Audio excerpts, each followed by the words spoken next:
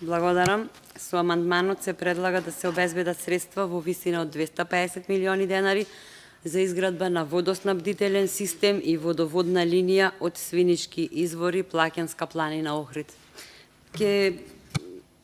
Сакам да поминеме што повеќе амандмани и затоа во неочекување да биде прифатен и овој амандман, само ќе ја потсетам владата на една смешна приказна, која што смешна, да не беше трагична, ќе беше смешна, која што ја слушаме деновиве, наречена 50,50 приказни.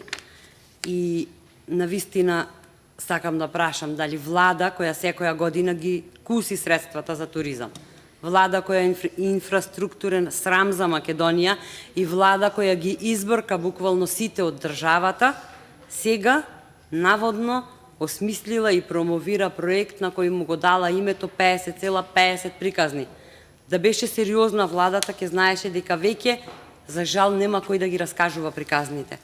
Дали владата знае дека селата во Македонија се без основни услови за живот, како што е водата за пиење и хигиената, како што всушност ги барам со овие два амандмани.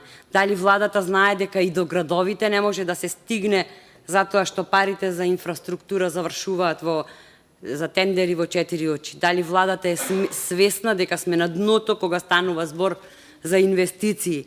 Дали владата знае дека повеќе од половина држава ни се исели, а останатата половина размислува да се исели, и дали оваа влада воопшто живее во Македонија или си велам, може би ќе раскажува приказни за некоја друга држава.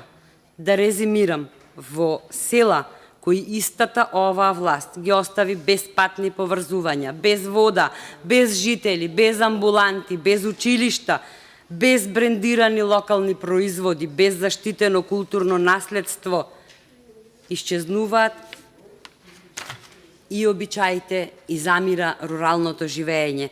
Тоа е тажната приказна на македонските села во кои оваа власт ќе донесеше живот, но наместо живот сега еве гледаме им нуди приказни. Не 50.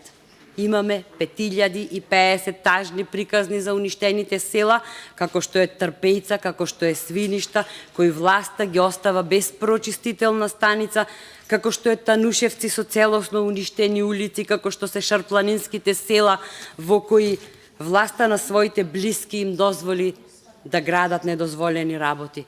Грижата за државата, за жал, завршува онаму каде што започнува интересот на власта.